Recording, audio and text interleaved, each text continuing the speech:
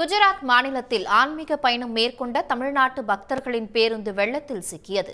குஜராத் மாநிலத்தில் கனமழை பெய்து வருவதால் ஆறுகளில் வெள்ளப்பெருக்கு ஏற்பட்டுள்ளது. பாப்நகர் மாவட்டம் கோலியா கிராமத்தில் உள்ள நிஷ்கலங் மகாதேவர் கோயிலில் சாமி தரிசனம் செய்ய தமிழ்நாட்டை சேர்ந்த 55 பக்தர்கள் சொகுசு பேருந்தில் சென்றுள்ளனர். கோயிலில் தரிசனத்தை முடித்துவிட்டு திரும்பிக் கொண்டு இருந்த பேருந்து ஆற்று தரைப்பாலத்தை கடக்கும் போது வெள்ளத்தில் சிக்கியது.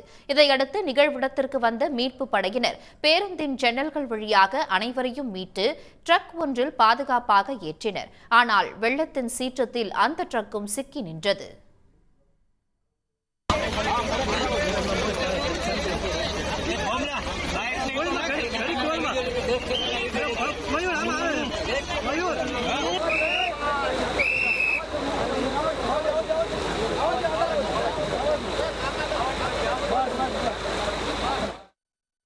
வெள்ளத்தில் ட்ரக் சிக்கினாலும் பயணிகள் அனைவரும் பாதுகாப்பாக இருப்பதாக தெரிவித்துள்ள மீட்பு படையினர் வெள்ளம் சற்று தணிந்ததும் ட்ரக் மீட்கப்படும் என்று தெரிவித்துள்ளனர். உடனுக்குடன் செய்திகளை தெரிந்து கொள்ள சன் நியூஸ் பெல் ஐகானை கிளிக் பண்ணுங்க.